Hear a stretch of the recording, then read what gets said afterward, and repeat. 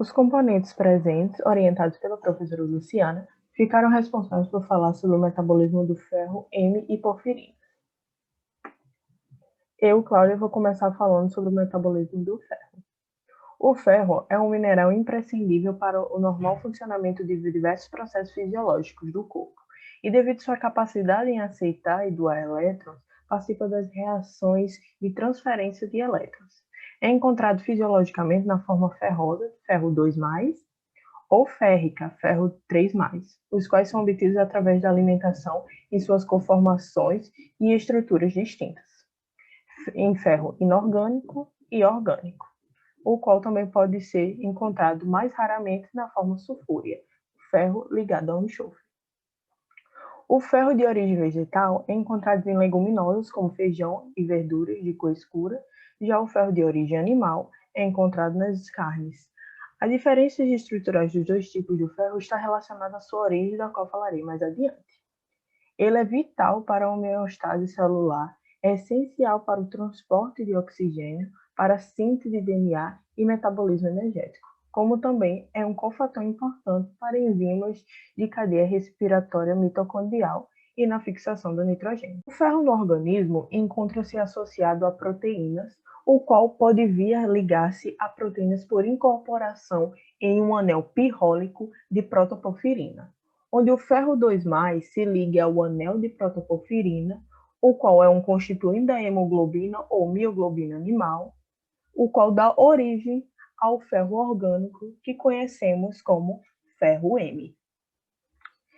Ou também pode ligar-se por interações com outras moléculas, outras proteínas ligantes. Dentre os exemplos de proteínas associadas ao ferro temos proteínas de transporte do ferro, a transferinas, proteínas de armazenamento do ferro, ferritina e hemosiderina, compostos do M como hemoglobina, mioglobina, metaloenzimas como as fosfatases. E por que existe essa associação ferro-proteína? A associação entre o ferro e as proteínas evitam ou diminui a ação do ferro em reações oxidativas danosas ao organismo, pois o excesso de ferro catalisa reações geradoras de radicais livres, como, por exemplo, a conversão do peróxido de hidrogênio no radical hidroxila, um dos radicais livres mais perigosos. Proteínas não hemínicas são proteínas que estão associadas ao ferro não hemínico, o qual não possui anel porfirínico, ou seja, contém o íon ferro diretamente como seu próprio grupo prostético, já que as suas fontes de alimentação, como as plantas, não produzem hemoglobina ou mioglobina. O ferro não M, dessa forma, geralmente vai estar associado a algum outro átomo, neste caso, ao enxofre, as quais são chamadas de ferredoxinas e que são componentes envolvidos no transporte mitocondrial de elétrons. Dentre elas, as proteínas que contêm ferro não M são tipo 1, por exemplo, a nebrodoxina, encontrada só em micro-organismos, consiste em pequenos polipeptídeos com um átomo de ferro ligado a 4 resíduos de cisteína. Tipo 2, ferredoxinas encontradas em tecidos vegetais e animais que contêm 2 átomos de ferro, cada um ligado a 2 resíduos de cisteína e compartilhando 2 ânions sulfeto.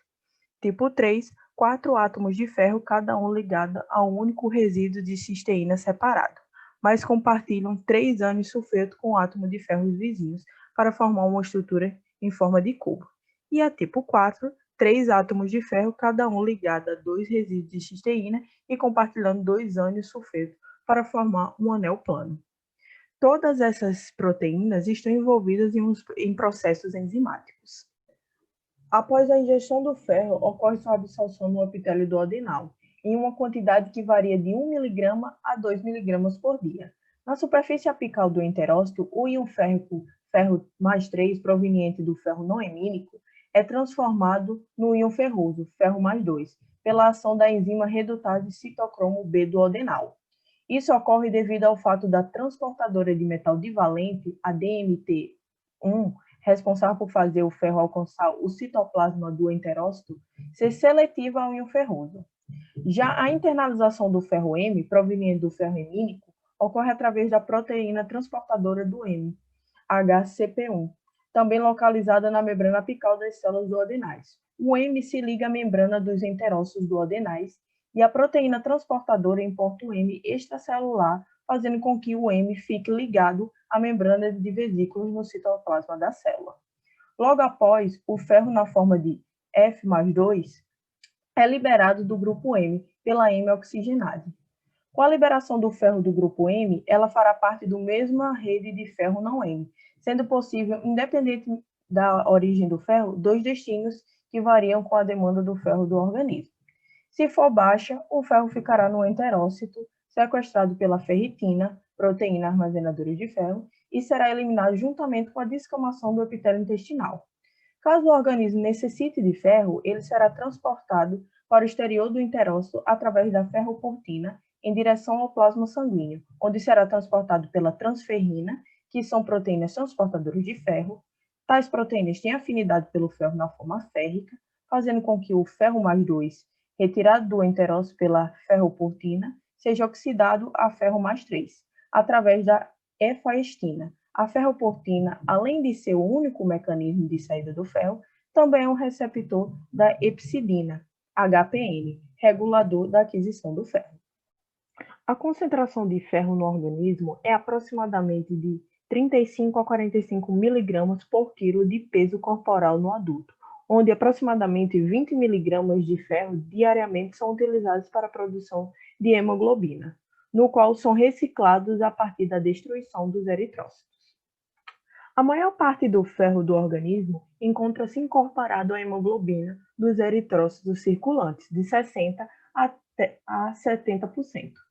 Aproximadamente 20 a 30% está na forma de ferritina e hemosiderina, nos hepatócitos e nos macrófagos do sistema retículo endotelial, no qual constitui a principal forma de estocagem do ferro, onde aproximadamente 60% encontra-se no fígado e o restante, 40%, nos músculos, células do sistema retículo endotelial e fluidos. A quantidade de ferro ligada à transferrina é de aproximadamente 3 miligramas, porém este compartimento é bastante dinâmico e altera até 10 vezes durante o dia. No plasma está presente em diminuta quantidade devido à sua concentração estar relacionada aos estoques de ferro no organismo. Menos que 1% do ferro está ligado à apotransferrina, que é a proteína plasmada que apresenta dois locais de ligação do ferro férrico, ferro+3, para formar a transferrina. Na regulação do ferro, existem dois tipos de regulação, a regulação intracelular e a regulação sistêmica. Nesse tópico, eu falarei sobre a regulação intracelular. Quando a concentração intracelular do ferro diminui ou aumenta demais, as células dispõem de mecanismos para tentar manter a homeostasia férrica intracelular. Esta regulação é feita através de proteínas reguladoras do ferro, IRP, e elementos responsivos ao ferro, IRE. As IRPs são proteínas sensíveis à presença de ferro intracelular. Na presença de ferro, elas são degradadas ou assumem uma função enzimática diferencial. Duas IRPs foram identificadas, a IRP1 e a IRP2. Quando o ferro intracelular está suficientemente regulado, a enzima aconitase citosólica tem o papel de converter isocitrato em citrato. Porém, quando a quantidade de ferro intracelular diminui, esta enzima perde seu agrupamento ferro-enxofre, levando a uma alteração conformacional e transformando-a em apoconitase ou IRP1. A IRP2, diferentemente, só aparece no plasma na falta de ferro.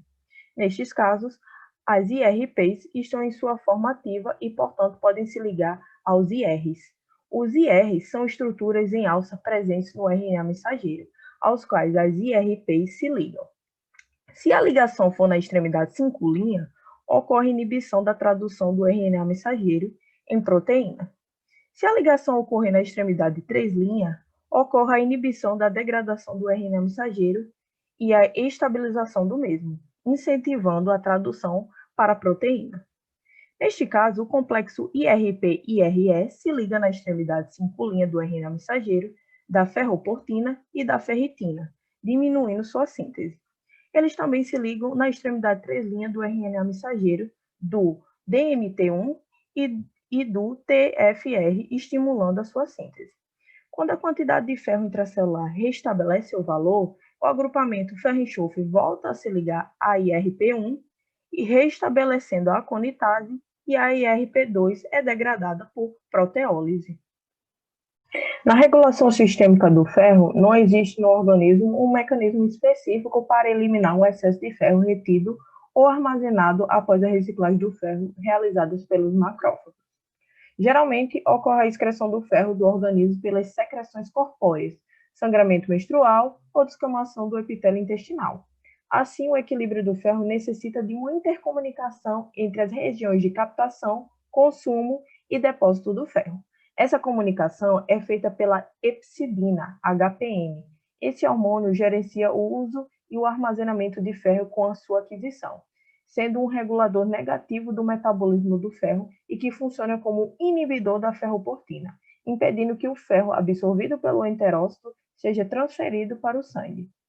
A ferroportina, FPN, é um receptor da hepcidina, e a interação entre a hepcidina e a ferroportina administra os níveis de ferro nos enterócitos, hepatócitos e macrófagos. O complexo hepcidina-ferroportina é internalizado nos domínios da membrana basolateral dos macrófagos e enterócitos.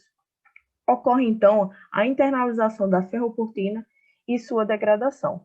Desse modo, o ferro é externalizado, levando ao aumento dos níveis de ferro no citosol, o qual será estocado como ferritina, com subsequente redução da absorção do ferro pelo intestino, devido ao excesso de ferro intracelular, que inibe a síntese de DMT1. Como consequência, ocorre o acúmulo de ferro nos hepatócitos e macrófagos. A redução da passagem do ferro para o plasma resulta na baixa saturação da transferrina e menos ferro é liberado para o desenvolvimento dos eritroblastos. Bom, porfirinas.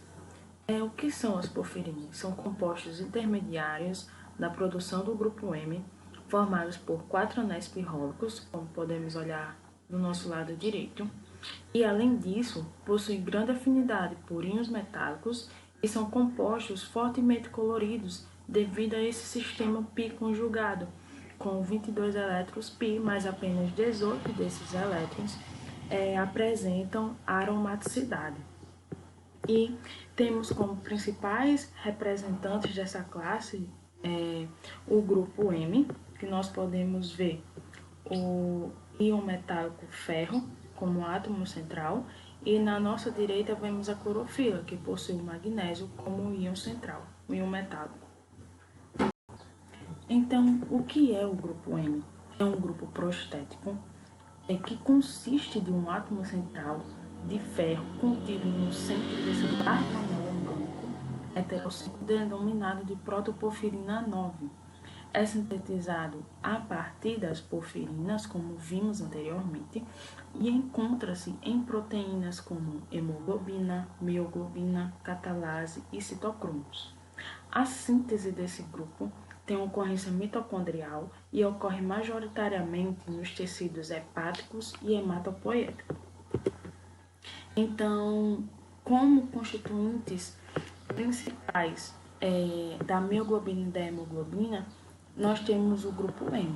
Então, a mioglobina e a mioglobina possuem como similaridades depender do grupo M para sua formação, ligação ao oxigênio similar, e são similares na sua estrutura primária, secundária e terciária. A mioglobina tem apenas uma cadeia polipeptídica, apenas um sítio de ligação de oxigênio. Ela basicamente a sua função é de suprimento de O2 local para os músculos esquelético e cardíaco, diferentemente da hemoglobina, que é um tetrâmero, que é a proteína principal constituinte das hemácias. Ela, como sua função, carrega O2 dos pulmões para os tecidos e CO2 e H3 ou mais dos tecidos para os pulmões. Além disso, tem maior arcabouço para carregar maior quantidade de oxigênio, com 4 sítios de ligação de O2, e possui 4 cadeias polipeptídicas, sendo 2 alfas e 2 betas. Bem, agora eu vou falar um pouco sobre a biossíntese do M e suas etapas. Mas inicialmente eu quero fazer uma correlação que existe entre a deficiência do ácido fólico e a produção deficiente da síntese do hêmio. O que acontece é que a enzima que converte a serina em glicina, ela necessita de um derivado do ácido fólico. Então, sem esse derivado do ácido fólico, não tem como essa enzima converter a serina em glicina. E sem a conversão da serina em glicina, não tem como acontecer essa primeira etapa da biossíntese do hêmio. Então, esse é um problema que muitas vezes acontece justamente devido à deficiência do ácido fólico e que acaba interferindo diretamente nesse processo da biossíntese do hêmio, principalmente nessa primeira etapa.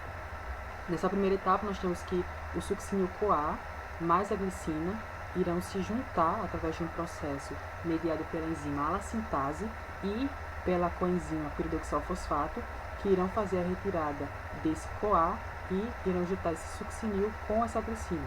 A união desse succinil com essa glicina formará o 2-amino-tricetodipato. Esse 2-amino-tricetodipato ele irá sofrer um processo de descarboxilação nessa extremidade inferior, e ao sofrer essa descarboxilação, ele passará a ser chamado agora de ácido delta-aminolevulínico ou também ALA. Esse ALA que foi produzido na mitocôndria, ele passará para o citosol, onde ele irá se juntar mais outra ALA. A junção dessas duas ALAs será pela enzima ALA-desidratase, que vai fazer esse processo de desidratação, fazendo com que haja a união desse carbono com esse e desse carbono com esse nitrogênio, fechando assim esse neo pirrólico.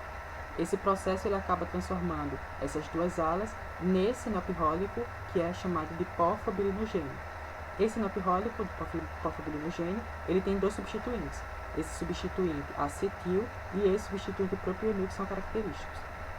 Então, agora, esse porfobirinogênio, ele irá se unir mais outros 3 porfobirinogênios através da enzima porfobirinogênio desaminase, que irá fazer a retirada desses grupos aqui.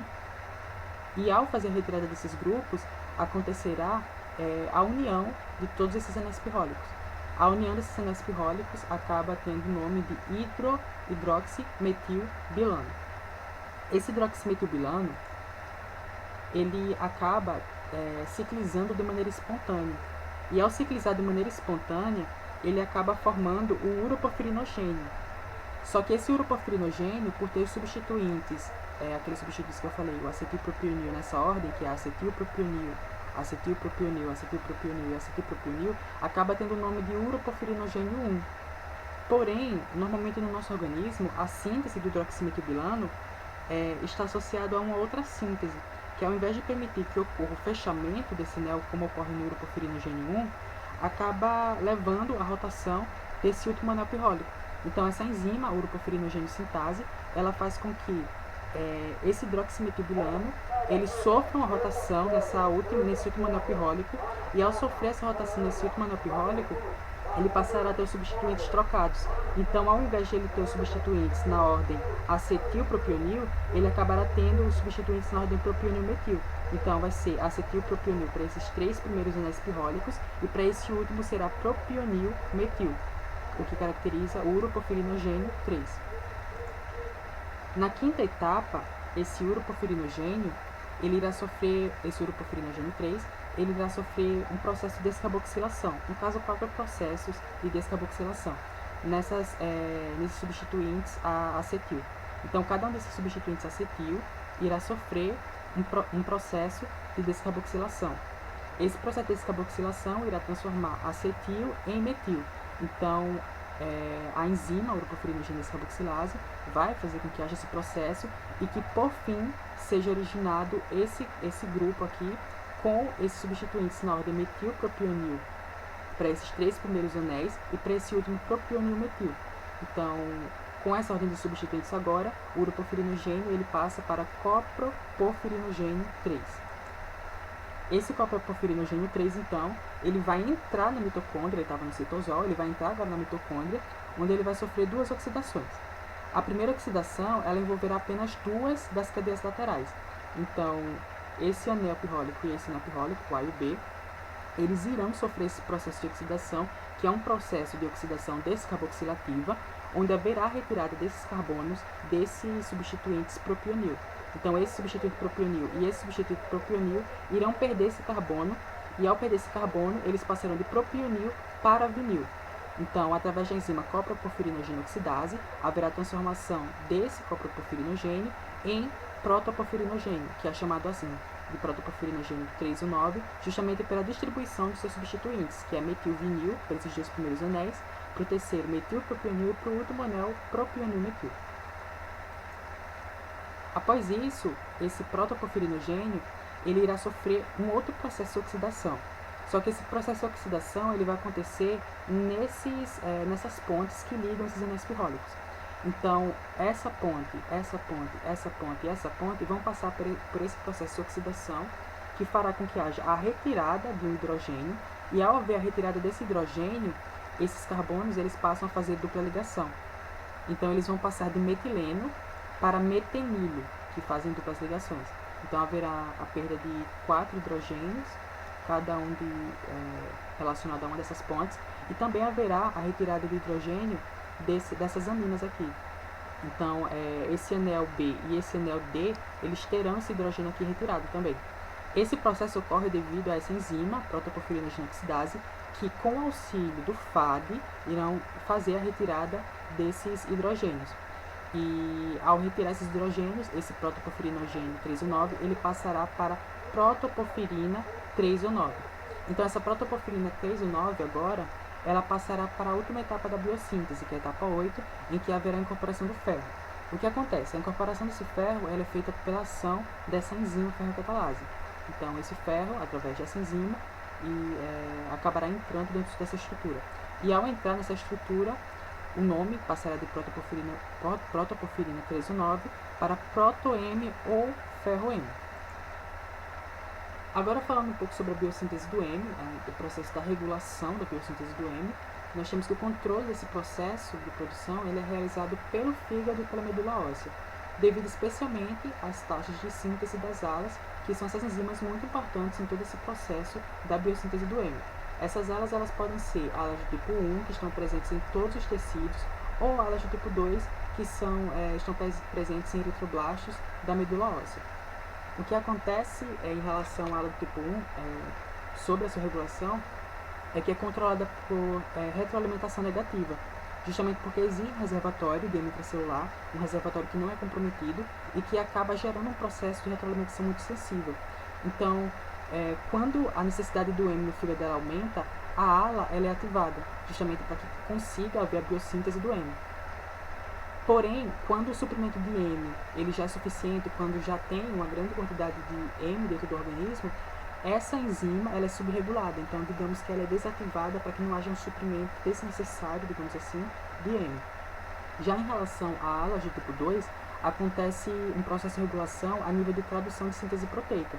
Então, o RNA mensageiro da ala 2, que contém elementos reguladores do ferro, os IRE, na extremidade 5', irão interagir com proteínas reguladoras do ferro. Essas proteínas reguladoras do ferro estão presentes no citosol.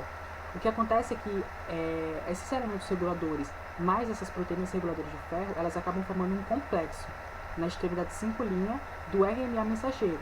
Esse complexo ele acaba impedindo o processo de tradução do RNA mensageiro da ala 2, o que acaba prejudicando também o processo da síntese dessa proteína.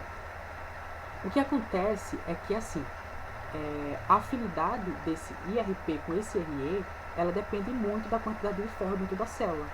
Então, quando há uma grande quantidade de ferro dentro da célula, a ligação desses elementos reguladores com essas proteínas reguladoras do ferro acaba não acontecendo.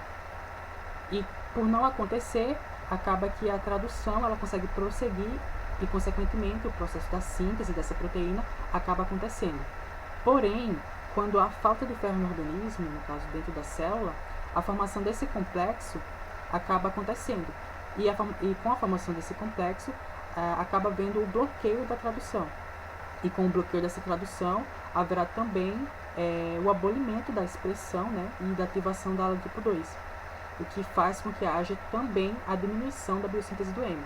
Então, a ala do tipo 1 ela é regulada basicamente devido ao M. Então, quando há necessidade de M, há ativação, e quando há uma quantidade de M suficiente, há a desativação da ala do tipo 1.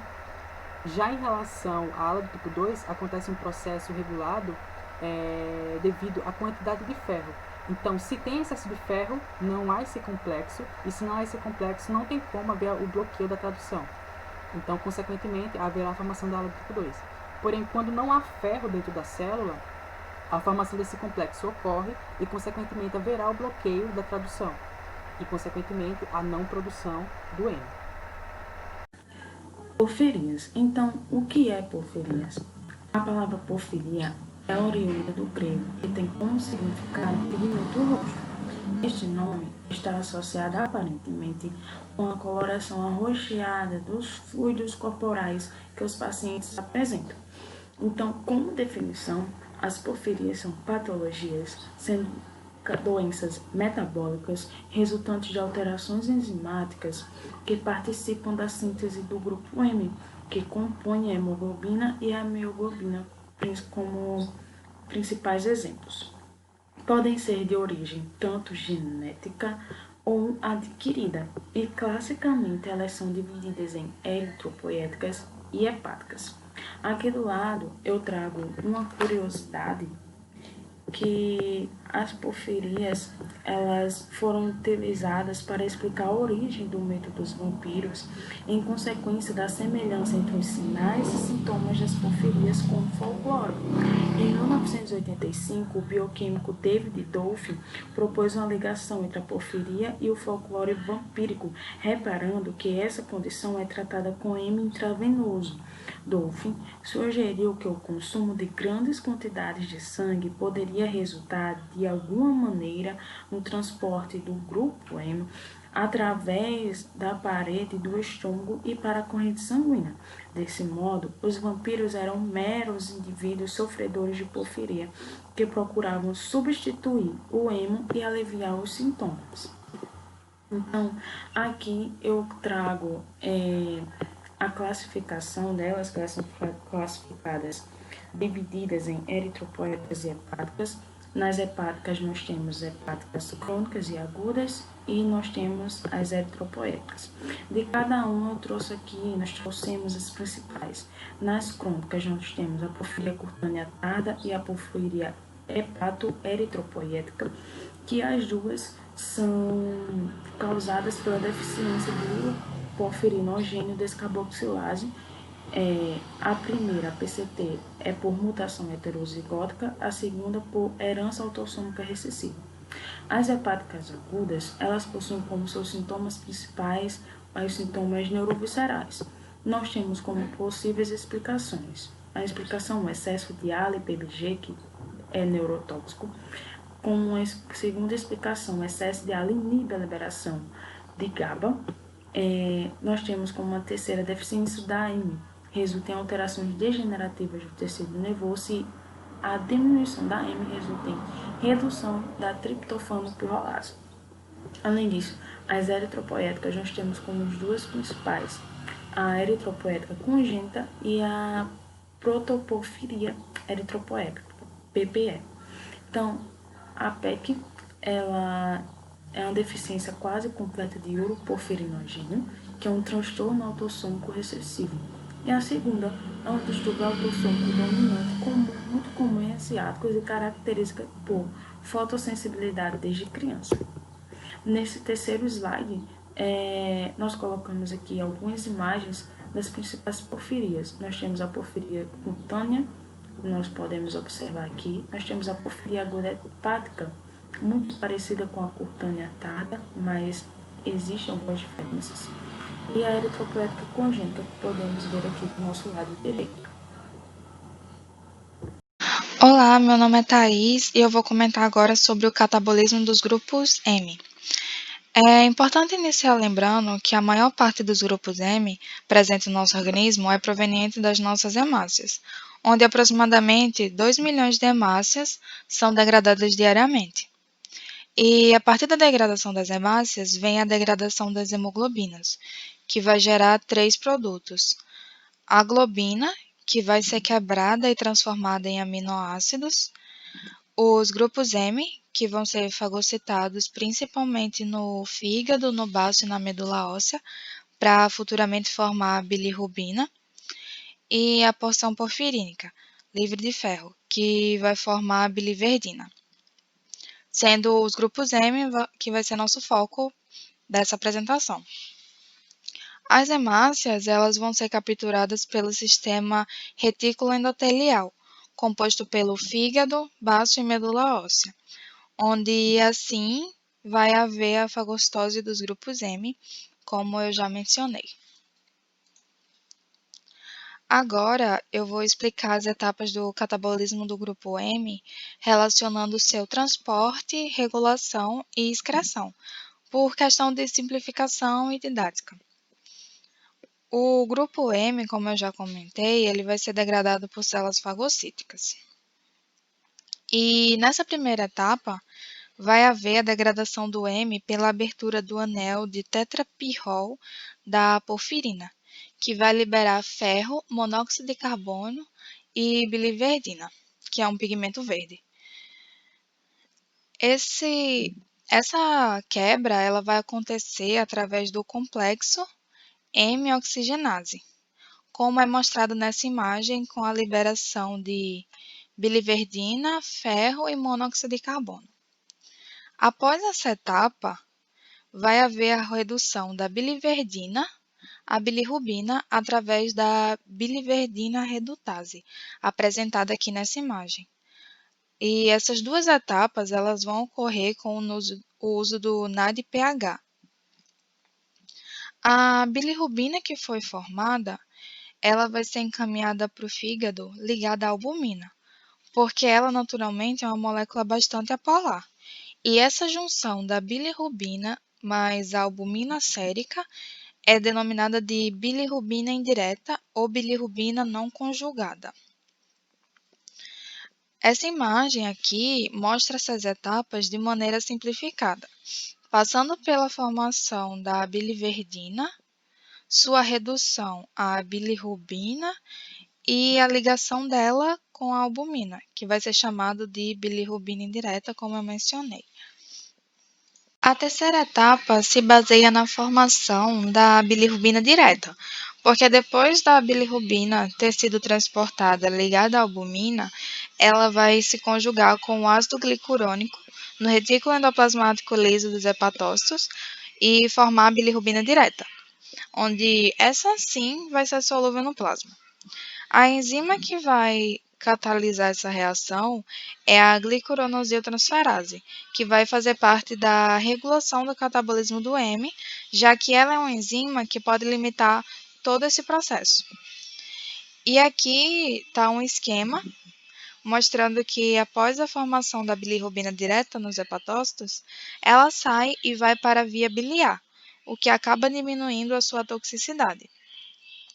Nessa outra imagem, que vai introduzir a próxima etapa, mostra indiretamente que a flora fecal, que é composta pelas bactérias intestinais, vai produzir beta-glicuronosidases, que vão remover os grupos glicurônido da bilirrubina e vão reduzir ela a vários compostos, sendo que o principal composto é o urobilinogênio, que vai ser o foco da próxima etapa.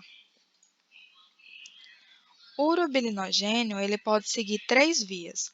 Ele pode ir para o ciclo enterohepático, onde ele vai entrar na circulação sanguínea e ser convertido em bilirrubina conjugada no fígado, para novamente ser excretado na bile, seguindo essa via aqui. A segunda via, ela se baseia na conversão do urobilinogênio à urobilina, nos rins, sendo excretada na urina. E essa urobilina, ela é um pigmento amarelo que vai justamente influenciar na cor da urina.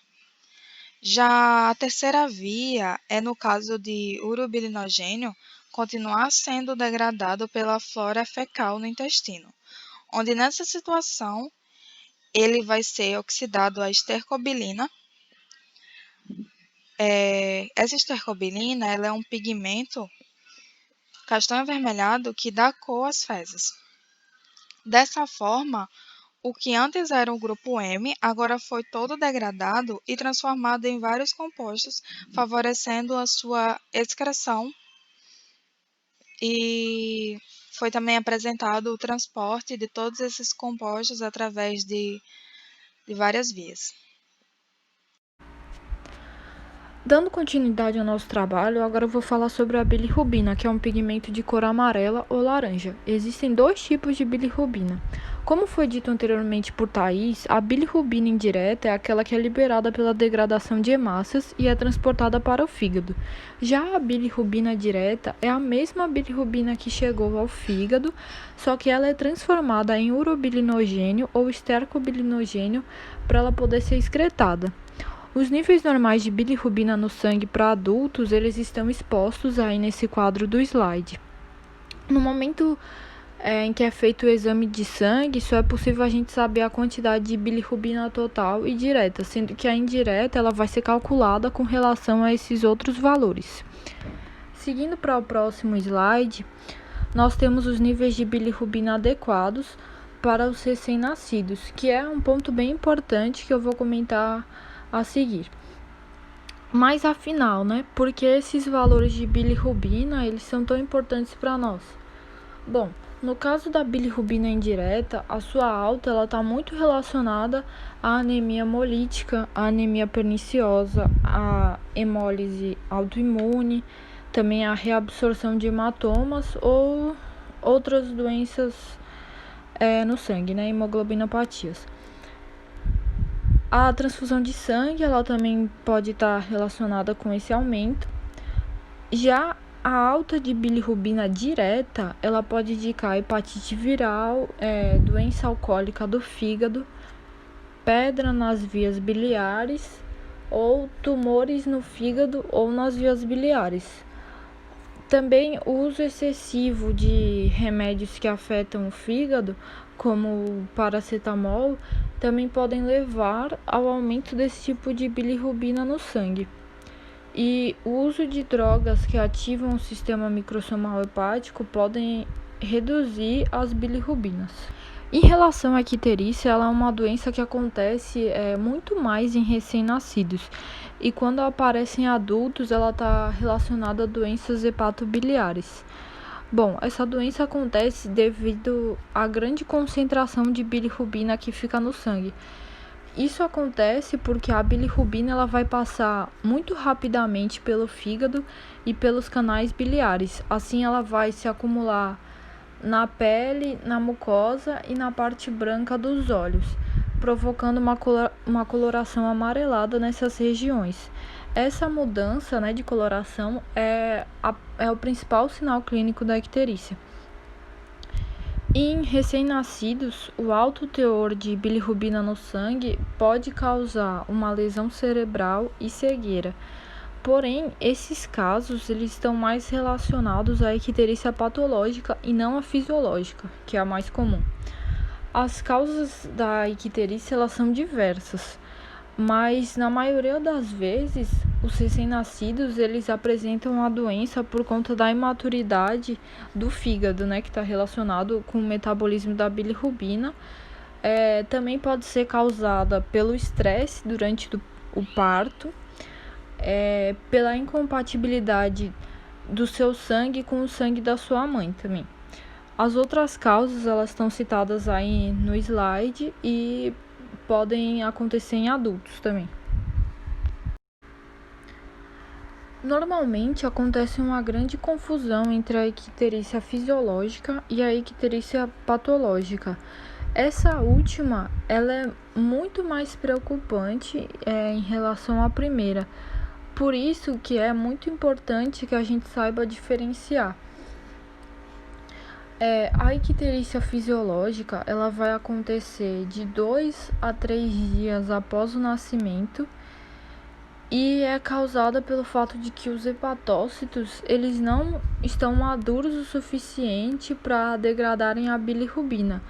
Assim, essa bilirrubina ela permanece em grandes concentrações no sangue e isso também acontece pelo aumento do volume dos eritrócitos e seu menor tempo de sobrevivência. Ou seja, as células sanguíneas elas são degradadas mais rapidamente e são maiores que o normal. Além disso, acontece uma menor captação da bilirrubina plasmática e uma menor conjugação da bilirrubina indireta. e também uma diminuição na excreção da bilirrubina pelo fígado.